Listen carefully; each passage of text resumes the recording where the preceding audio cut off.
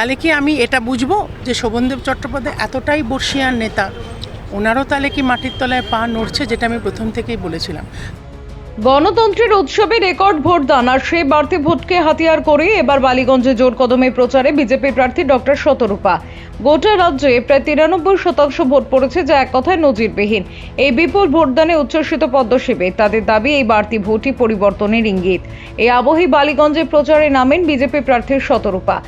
বালিগঞ্জ ফাঁড়ি থেকে শুরু হয় তার বিশাল পদযাত্রা। কর্মী সমর্থকদের ঢল নামায় কার্যত গেরুয়া রঙে ঢেকে যায় গোটা এলাকা। মিছিল গিয়ে শেষ হয় একডালিয়া ক্লাবের কাছে। প্রচারের মাঝে রাজনৈতিক সৌজন্যের নজির গড়ে প্রয়াত বিধায়ক সুব্রত মুখোপাধ্যায়ের প্রতিকৃতিতে পুষ্পার্ঘ্য অর্পণ করেন ডক্টর শতরূপা। প্রথম দফা নির্বাচন কীরকম হলো সেটা আপনারা দেখলেন, তবে এটাও দেখলেন যে অলমোস্ট 90% টার্ন আউট। তো এবার সেকেন্ড দফায় প্রায় 100 হয়তো হয়ে যেতে পারে। আপনারা তো নিজেরাই দেখছেন ক্যামেরায় কীরকম সুন্দর রেসপন্স আমি পাচ্ছি। কালকে গেছিলাম অন্যরকম ডেমোগ্রাফিক্যাল এলাকায়, আজকে অন্যরকম ডেমোগ্রাফি। মানুষের কাছে মানে দুদিকেই সমান উচ্ছ্বাস আমি দেখতে পাচ্ছি। আমার তো মনে হচ্ছে এবার এখানে পাঁক যে জমেছে, সিপিএম আর তৃণমূলের জমানো পাঁক, পদ্মফুল এবার ফুটলো বলে। না, এক নম্বর তো ডেফিনেটলি এটা যে কতটা সিরিয়াস ইলেকশন, একটা কোনো ইলেকশনে আমরা হালকাভাবে নিই না, কিন্তু এইবার না ইলেকশনে আমি যা দেখছি বুঝছি মাননীয় প্রধানমন্ত্রী, স্বরাষ্ট্রমন্ত্রী আছেন, তার কারণ ওরা সবসময় জনতার পাশে থেকেছেন সারা দেশ জুড়ে। তাই আর এবারের লড়াই কিন্তু জনতা ভার্সেস মমতা হয়ে গেছে। আমরা তো প্রতিনিধিত্ব করছি জনতার, এবার সেটাকে অফিশিয়ালি জনতা দেবে আঙুল তুলে ইঙ্কড ফিঙ্গারে। কিন্তু আজকে যেটা আমার খারাপ লেগেছে, অনেক ভায়োলেন্স ডেফিনেটলি অন্যদের তুলনায় অনেক কম, কিন্তু টুটুলদার মতন একজন প্রার্থী, শুভেন্দুদা মানে দক্ষিণ দিনাজপুরে, টুটুলদার মতন একজন শান্তপ্রিয় প্রার্থী, তাকে মাথা ফাটিয়ে মানে কি তাকে তাড়া করে হ্যারেস করে 2 দফায় 3 দফায় তাকে ধরছে, মারছে। এটা কেন করবে? আজকে আমি বলছি, আমার তো বালিগঞ্জ ইউজুয়ালি শান্তিপ্রিয়, সুব্রত মুখার্জি ছিলেন, এবার শোভনদেব চট্টোপাধ্যায়।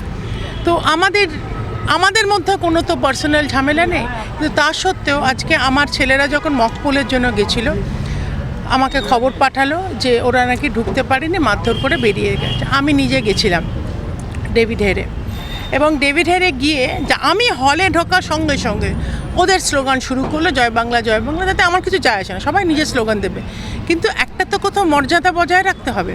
একটা ইলেকশন কমিশন, সেখানে স্ট্রং রুম না, ওখানে মকপোল হচ্ছে, সেখানে তো স্লোগান দেবার দরকার নেই।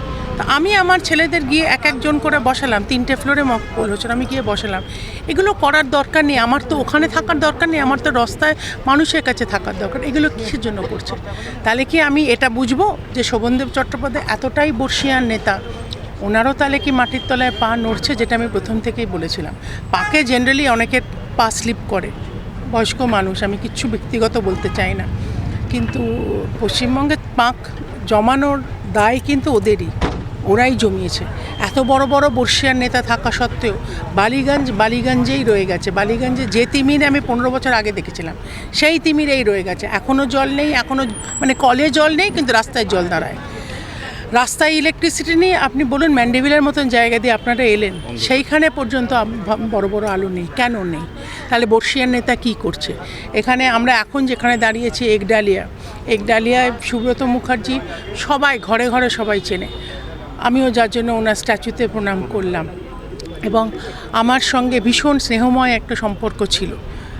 শোভনদেব চট্টোপাধ্যায়ের সঙ্গে ব্যক্তিগত পরিচয় আছে, কিন্তু সুব্রত মুখার্জির সঙ্গে আমার একটা ভীষণ মানে বাবা আর মেয়ের মতন সম্পর্ক। উনি আমার বাবার বন্ধু ছিলেন।